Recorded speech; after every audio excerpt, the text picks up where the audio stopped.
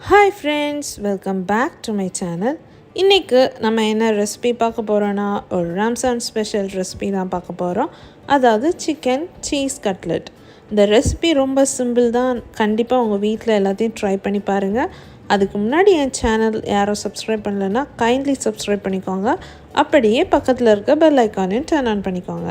அப்போ தான் நான் போடுற வீடியோஸ் எல்லாம் உங்களுக்கு உடனுக்குடன் வரும். இப்போ வாங்க நம்ம இந்த டெலிஷியஸான சிக்கன் சீஸ் கட்லெட் எப்படி செய்யலான்னு பார்க்கலாம்.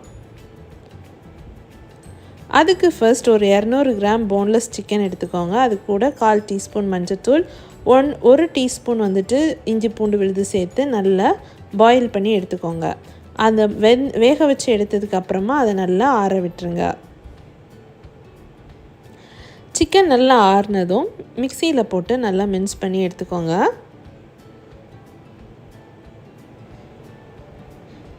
இப்படி மின்ஸ் பண்ணி தனியாக எடுத்து வச்சுக்கோங்க.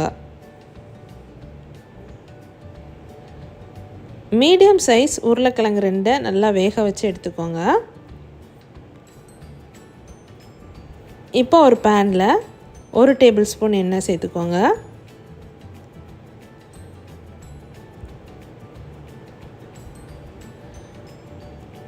கூடவே 1/4 டீஸ்பூன் பெருஞ்சீரகம் சேர்த்துக்கோங்க.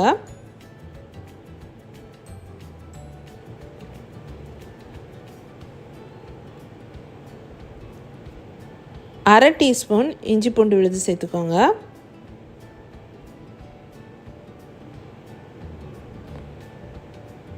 ஒரு பெரிய வெங்காயமாக பொடிசாக நறுக்கி சேர்த்துக்கோங்க. அது கூடவே ஒரு பச்சை மிளகாவும் கொஞ்சமாக கருவேப்பிலையும் சேர்த்துக்கோங்க.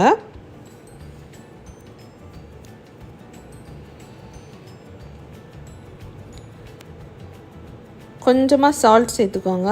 சேர்த்துட்டு அதை நல்லா வதக்கிக்கோங்க.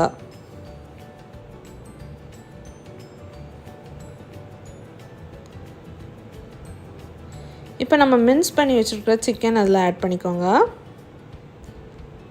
பண்ணிவிட்டு நல்லா மிக்ஸ் பண்ணி விட்டுருங்க. இப்போ இதில் 1/4 டீஸ்பூன் மஞ்சத்தூள் சேர்த்துக்கோங்க. 1 டீஸ்பூன் மிளகாத்தூள் சேர்த்துக்கோங்க.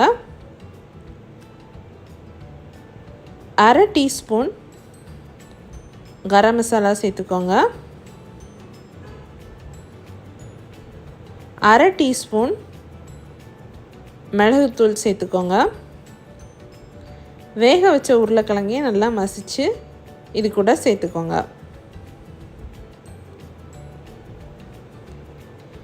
எல்லாத்தையும் நல்லா மிக்ஸ் பண்ணி விட்டுக்கோங்க. மிக்ஸ் பண்ணிவிட்டு இப்போ இதிலே நமக்கு தேவையான அளவு உப்பு சேர்த்து கூட ஃபைனலாக வந்துட்டு கொத்தமல்லி இலைகளை பொடிசாக நறுக்கி சேர்த்து ஸ்டவ் ஆஃப் பண்ணிக்கோங்க. ஆஃப் பண்ணிவிட்டு நல்லா ஆற விட்டுருங்க.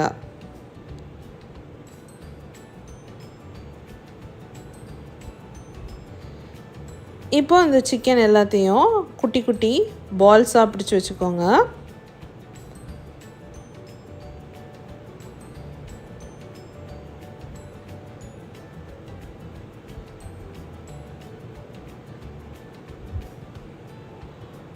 ஒரு முட்டை எடுத்துக்கோங்க. அது கூட கொஞ்சமாக பெப்பரும் சால்ட்டும் ஆட் பண்ணி நல்லா அடித்து வச்சுக்கோங்க. இப்போ நம்ம ரெடி பண்ணி வச்சுருக்கிற பால்ஸை கையில் வச்சு நல்லா ஃப்ளாட்டன் பண்ணிக்கோங்க.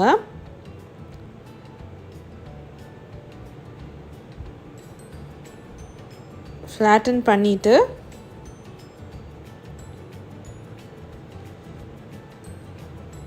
ரொம்ப திக்காகவும் இல்லாமல் ரொம்ப தின்னாகவும் இல்லாமல் ஃப்ளாட்டன் பண்ணிக்கோங்க.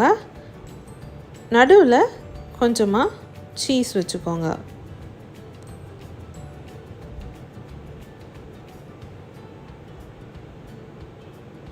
சீஸ் வச்சுட்டு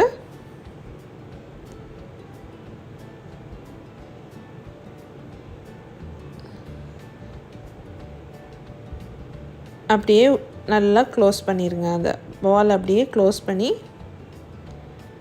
எடுத்துக்கோங்க. நல்லா உருட்டிக்கோங்க. கையில் வச்சு நல்லா உருட்டிக்கோங்க. இப்போ அதை நல்லா ஃப்ளாட்டன் பண்ணி ஷேப் பண்ணிக்கோங்க. பண்ணிவிட்டு நம்ம ரெடி பண்ணி வச்சுருக்கிற எக்கில் டிப் பண்ணிக்கோங்க. டிப் பண்ணிவிட்டு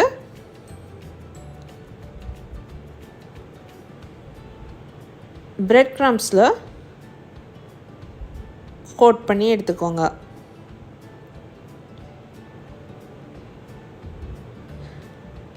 பிரெட் க்ரம்ஸ் வேண்டான்னு நினைக்கிறவங்க சும்மா கூட ஃப்ரை பண்ணி எடுத்துக்கலாம். இப்போ நீங்கள் உடனே ஃப்ரை பண்ணணுன்னா கூட அதை ஃப்ரை பண்ணிக்கலாம். அப்படி உடனே ஃப்ரை பண்ணலைன்னா அதை ஒரு பாக்ஸில் போட்டு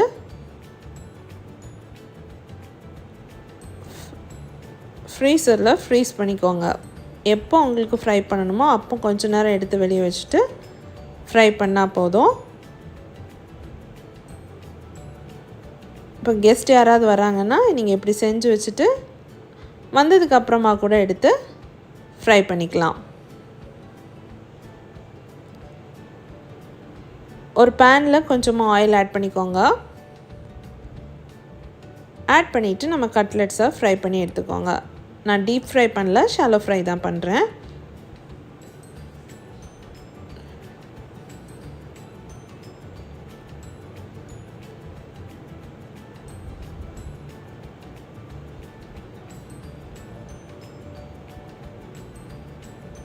ரெஸ்ட் ஆஃப் த கட்லெட்ஸ் நீங்கள் அப்புறமா ஃப்ரை பண்ணணுன்னா அது அகெயின் ஃப்ரீசரில் ஸ்டோர் பண்ணிக்கோங்க.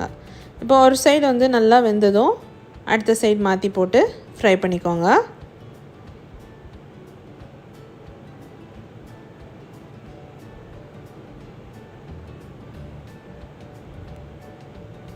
நல்லா 2 சைடும் கோல்டன் ப்ரௌன் வந்ததும் ஆயிலிருந்து எடுத்துக்கோங்க.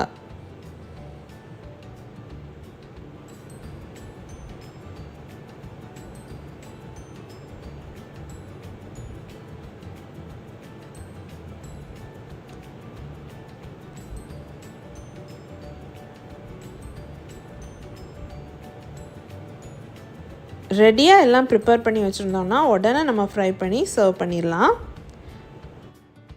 இப்போ வாங்க நம்மளோட சிக்கன் சீஸ் கட்லெட் எப்படி இருக்குன்னு பார்க்கலாம்.